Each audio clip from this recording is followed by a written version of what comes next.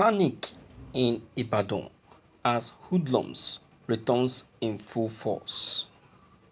Residents of Ibadan, the Oyo State capital, are losing sleep over the activities of some hoodlums threatening the peace of the area. The hoodlums whose acts were believed to have once been checked in the state appeared to have returned in full force. Our correspondent gathered that the cause of their frequent clashes is supremacy battle, which often leaves in its wake tears, sorrow and blood, though there used to be street clashes among rival groups in Ibadan.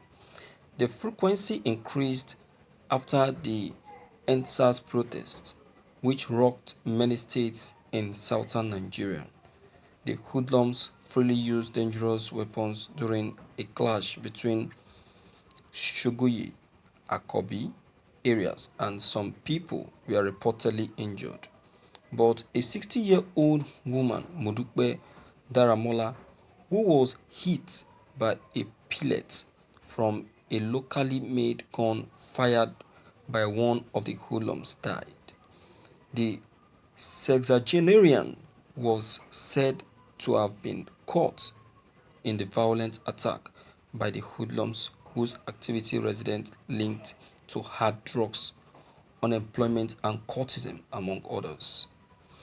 On December 1st, 2020, one person was reportedly killed in the violent clash between the hoodlums at the Wesley area of Ibadan, where areas such as Labo, Orita, Akperin, Kosodo, Elekuru, and Orayon were taken over by the criminal gangs, who brandished weapons and unleashed terror on innocent residents. The national president, Soludero Hunters Association, Nureni Ajuje Lenobi, in an interview with our correspondent, said that he was surprised to see teenagers wielding dangerous weapons during the clash. He said a 12-year-old boy was arrested, adding that he was among those who burgled shops and residential buildings. Ajibolambi said the hoodlums were armed with broken bottles, tiles, and stones. What was shocking about the whole thing was that they are mostly teenagers, but residents of Iyana, Asake, rose up to support their people against them. The crisis started when the hoodlums started breaking into shops and homes, injuring people and stealing their goods. But we thank God that peace has returned to the affected areas. On January 28, the police arrested two notorious gang leaders at Odo-Osun area of Mapo, but other hoodlums frustrated the arrest by confronting the police and freeing the suspects. The confrontation was said to have led to the death of two persons at around 11:30 p.m. the same night. Some youths, who residents said were over 100, invaded the Aderogba area of Labira in the Bere area of Ibadan and attacked residents, including elderly ones. They set fire to shops and looted the goods in others. They broke into shops, residential buildings, and carted away valuables.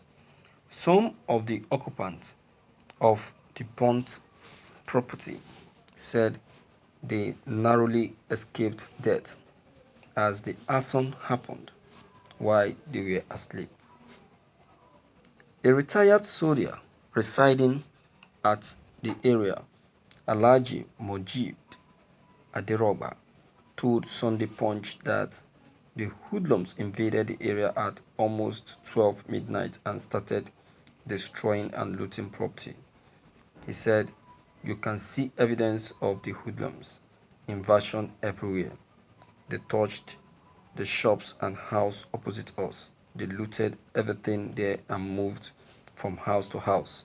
stealing valuables, and causing great destruction to people's means of livelihood. Adirogba appealed to the government and security agencies to tackle insecurity in the area and other parts of Ibadan so that residents could stop living in fear. Thank you for listening to this news. Ibadan again. When is this herdsmen crisis and hoodlum crisis going to come to an end in Ibadan? When? This is why Sunday Igboho is saying that these people should not be harbored, should not be given any chance in any way. But Seyi Makinde doesn't want to hear. He doesn't want to hear. He's still playing this I'm Mr. Good. And your state is on fire. They are setting your state on fire and you are still becoming lenient to them. Instead of you to strike and do the right thing. Look at Høødlūms. No matter what the people are saying, Høødlūms keep with his words. He doesn't want to see them, and that is why they are not happy. They are not happy. Look at the statement they are using for Høødlūms. No. The secretary of Miyetti Allah threatened him today that if anything happens to the Fulani herdsmen in Oyo, that is going to be held responsible. Sorry, in Ondo State, that is going to be held responsible. Now, he himself should call the herdsmen to leave Ondo quietly if he knows that he doesn't want them to do anything to them, because they are the one interfering or trespassing in their area. You see that? So nobody is challenging anybody. If only they, the herdsmen, can respect themselves and go back to their own state and stop believing on that 1999 constitution that is favoring them presently. You understand? And that is that. So, my dear viewers, I am so much against what is going on in Ibadan of recent and the consistent happenings.